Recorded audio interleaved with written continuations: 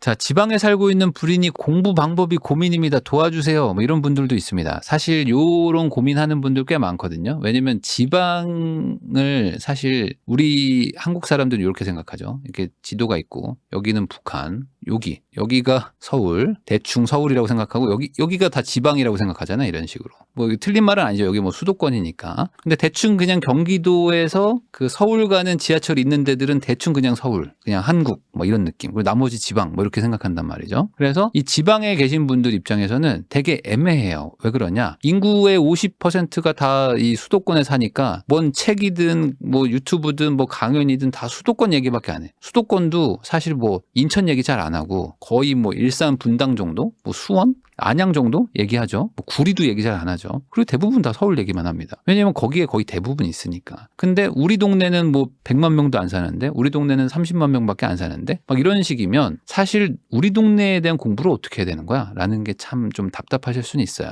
그 얘기입니다. 지방 중소도시에 살고 있는데 공무원입니다. 여기 살아야 되는 분이죠. 애도 찾아오고 아내가 육아휴직을 하면서 외벌이가 됐습니다. 그래서 생활비가 또 마이너스가 되니까 중잣돈으로 버티면서 생활하고 있는데 투자 공부를 이제 하려고 합니다.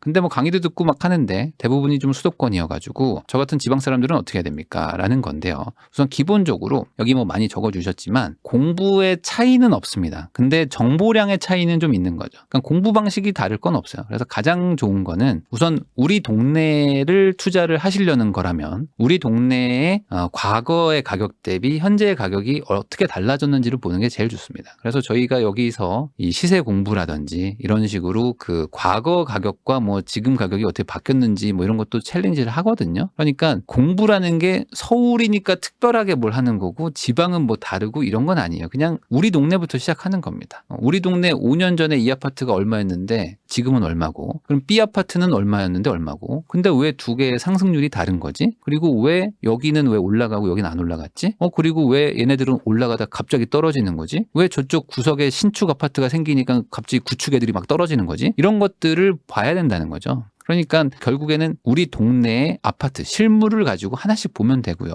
그리고 실제 임장도 가까우니까 가기 좋잖아요. 그래서 가서 보면 그게 시작이다 라고 생각하시면 되고 큰 틀에서는요. 근데 큰 틀에서는 이런 말씀드리면 좀 애매할 수도 있지만 지방 중소도시가 투자로서 좋은 데냐라는 거는 사실 좀 말하기가 좀 어렵습니다. 왜냐하면 아까도 말씀드렸듯이 우리나라가 이미 수도권의 52%가 살고요. 그리고 그 비율이 계속 늘어나고 있습니다. 그리고 지방 중소도시의 인구들이 계속 감소하고 있는 것도 사실이어서 그 안에서 투자 기회를 보는 분도 있고 투자 기회가 없는 것도 아닙니다. 당연히 있죠. 왜냐하면 뭐 주가가 빠질 때도 돈 버는 분들은 항상 있으니까. 근데 쉽지는 않다. 그래서 사실 투자와 실거주를 좀 분리할 필요는 있고요. 그래서 큰 틀에서는 지방 중소도시에서 나는 뭐 집값 떨어져도 상관없으니까 난 무조건 한 채 사야 돼 라고 생각하는 분들은 뭐 그냥 사는 거죠. 사서 그냥 쭉 살면 되니까. 근데 그런 게 아니고 나는 철저하게 투자 마인드로 접근한다. 그러면은 지방에서도 좀 대도시, 지방 대도시를 좀 공부하시면 그래도 정보량도 좀 많고 책도 좀 많고 하니까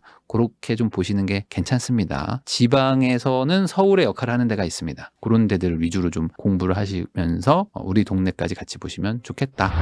갈아타기 하고 싶은데 돈이 부족하면 어떻게 해야 돼요? 전세 끼고 살면 될까요? 갈아타기를 한다는 거는 지금은 팔고 사야 됩니다. 사고 팔기보다는 팔고 사시는 게 좋아요. 그러니까 갈아타기라는 건 정확하게 없는 거죠. 그냥 팔고 잠깐 무주택자 되셨다가 1주택자가 되시는 겁니다. 갈아탄다는 거는 뭔가 그 환승이라고 보시면 되죠. 갈아타기 맞네. 버스에서 우선 내리시고요. 정거장에 서 있으면 다음 버스를 타시면 됩니다. 이 버스가 같이 가는데 이 창문에서 창문으로 뛰어넘어 가시려고 하시면 안 돼요. 그건 안 됩니다. 그러면 이제 떨어져서 사고가 나는 판이기 때문에 지금은 버스에서 내리셔가지고 정류장에 앉아 계시면 다음 버스가 올 때까지 기다리는 식으로 매도 후 매수를 추천드리고요.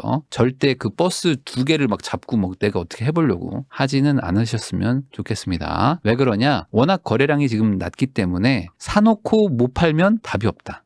사놓고 못 팔면 진짜 버스 바퀴에 깔립니다. 그러니까 정말 조심하셔야 된다. 급등장에서는 사놓고 파는 거고요. 그리고 뭐 분위기가 안 좋고 침체돼 있고 할 때는 팔고 사는 거를 추천을 하는 이유가 바로 그렇습니다. 결국에 산다는 거는 갈아탄다는 건 잔금까지 마무리를 한다는 거거든요. 그러니까 뭐 선발 투수가 아무리 잘 던지면 뭐예요. 마무리해서 박살 내는데. 그러니까 마무리 안 되면 의미 없거든요. 그러니까 결국에 마무리까지 깔끔하게 하려면 우선은 먼저 정리하시고 돈을 들고 가는 게 좋습니다. 4주택자입니다. 대출이 안 돼서 추가 주택 구매가 힘드네요. 네. 5주택 하지 마세요. 저도 주택이 많고 저도 상업용 부동산도 있고 하지만 지금 주택을 늘리는 거를 그러니까 다주택자가 주택 늘리세요라는 거를 허용해 줬던 거는 2020년이 마지막입니다. 2020년 이후로는 다주택자들 보고 집 사라고 한 적은 없어요. 몰래 법인 사던 분들도 못하게 해놓은 지가 벌써 거의 2년이 다 됐습니다. 그래서 이제는 다주택자들은 못하는 판이고요. 무주택자나 1주택자만 할 수 있는데 그래서 지금 거래량이 계속 급감하고 있다 보니까 정부가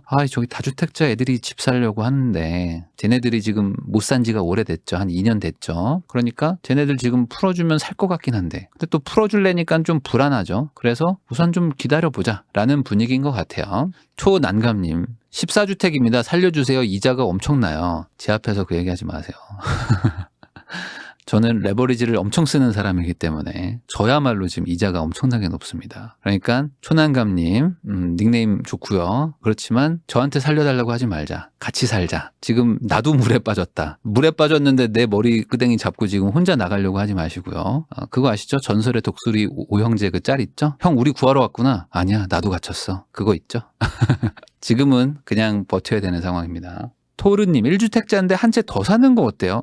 아주 좋아 보이는데요. 네, 그것도 사실은 지금 타이밍이 아주 공격적인 분들은 사는 분들도 있어요. 왜냐하면 지금 비규제 지역이 너무 많아져가지고 2주택까지는 사실 취득세도 중과가 없고 양도세도 중과가 없고 일시적 2주택도 올해 3년 안에만 팔면 되고 이러니까 지금 이렇게 급냉한 상황에서 완전 급급매 같은 것들 이런 것들 나올 때 이런 거 하나 잡아보자라는 생각을 하는 분이 있어요. 근데 개인적으로 극단적인 투자자분들이라면 그런 걸 하면 되는데 그런 분들은 이미 다주택으로 다 묶여 있으실 거라 지금 1주택이신데 나는 엄청난 투자 마인드가 있는 엄청난 투자자야 라는 분들이 지금 많을까라는 거는 저도 좀 의문이긴 해요. 그래서 본인이 실력이 좋으시면 지금이 선제적으로 들어가겠습니다. 저는 우선 장화 신고 들어갑니다. 그래서 나중에 구두 신고 나오겠습니다. 하실 분들은 들어가는 분들도 있지만 근데 그 정도까지의 어떤 강한 심장이 있는 분이 아니라면은 우선은 지금 변수들이 너무 많으니까 변수가 한두 개는 좀 마무리되고 들어가도 늦지 않지 않을까라고 생각을 합니다. 가족 명의로 하는 분도 있지 않나요? 가족 명의로도 많이들 했고요. 근데 이제 그런 거 관련해가지고 세무조사도 열심히 하고 하긴 했어요. 근데 그럼에도 불구하고 명의를 저는 남의 거 쓰는 것 자체를 별로 그렇게 좋다고 생각 안 합니다. 그분도 그분의 인생이 있는데 명의를 갖다 쓴다는 것 자체가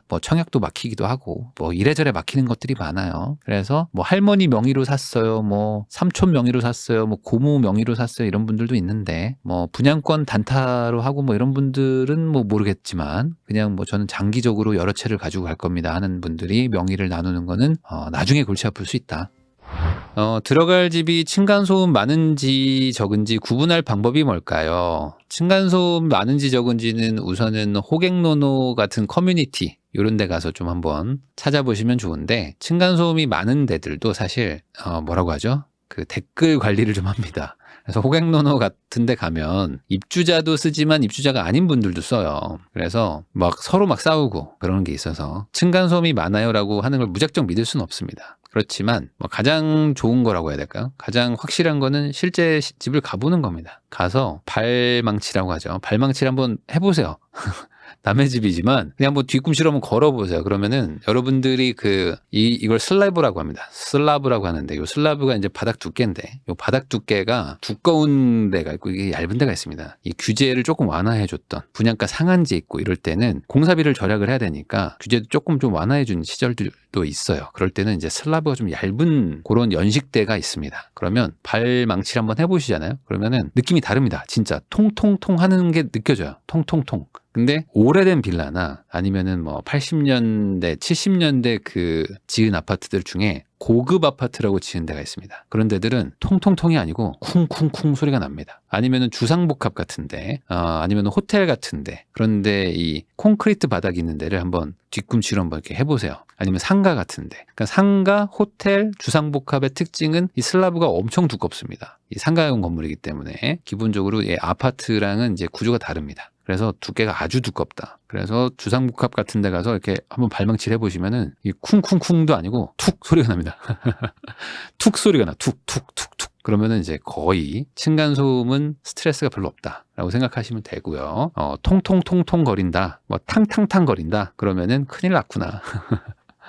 이게 위아래 집들을 잘 만나야 되긴 하는데 그래도 절대적인 그 구조가 나쁜 게 있습니다. 그러니까 뭐 제일 쉽게 생각하실 수 있는 거는 주상복합이 그래도 제일 층간소음이 적고요. 그 주상복합은 여러 종류가 있는데 여러분들이 또 오피스텔이나 아니면 나홀로 아파트 같은 거를 막 주상복합으로 생각하시는 분들이 있는데 그런 거 말고 뭐 타워 팰리스 같은 거 말하는 겁니다. 무슨 팰리스 뭐 이런 거 있죠. 무슨 캐슬 무슨 팰리스 막 이런 궁전 왕궁 이렇게 해놓은 주상복합들이 있어요. 멋지게 해놓은 거 50평대 막 60평대 이런 게 주력인 데들 있죠. 그런 데들은 층간소음이 웬만하면 없습니다. 웬만하면 없어가지고 진짜 심하게 뛰지 않는 한 짜증날 정도는 아니다라고 생각하시면 될 것 같고 그리고 일반적인 아파트들은 웬만하면 있습니다.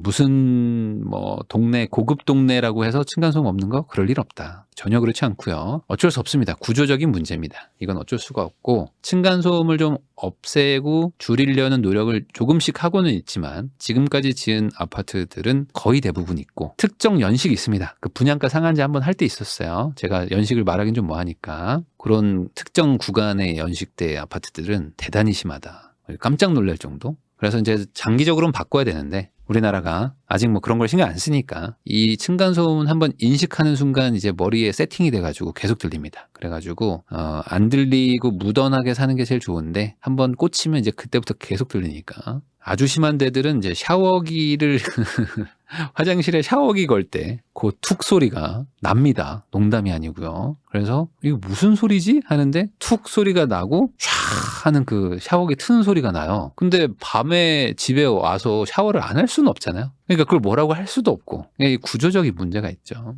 어쩔 수 없는 겁니다.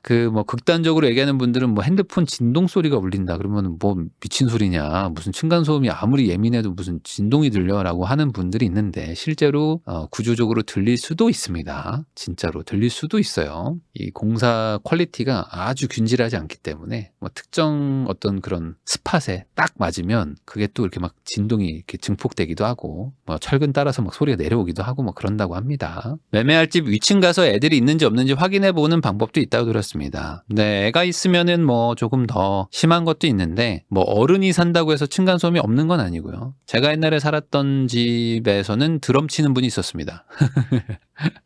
취미가 드럼이셔. 근데 아파트 사시나 봐요. 근데 말릴 수가 없습니다. 어떡하겠어. 자기 집에서 드럼 치는 걸 어떡하냐고. 그럽니다. 별의별 인간들이 많기 때문에 아파트라는 거는 기본적으로 공동주택이다. 공동주택이라는 거 단어 자체가 같이 사는 데고요. 같이 산다는 것 자체가 리스크가 있다. 그러니까 왜 저런 사람들이 우리 동네에 살지라는 생각을 갖는 분이 있다면 그런 생각을 버려라. 층간소음이 너무 스트레스시면 전원주택을 가시거나 단독주택을 가시거나 하셔야 되는 거고 그리고 그거는 싫다 그러면 주상복합 고급 무슨 팰리스 무슨 트라 이런 것들 막 있어요. 주상복합 그런 데 가면 상대적으로 좀 낫다. 근데 전원주택이나 단독 이런 데 가면 또 개를 키웁니다. 사람들이 또 개를 키워요. 그래서 또 개소리가 또 그렇게 심하다고 그것도 또 주의하셔야 됩니다. 또 이것도 다 장단이 있는 거니까.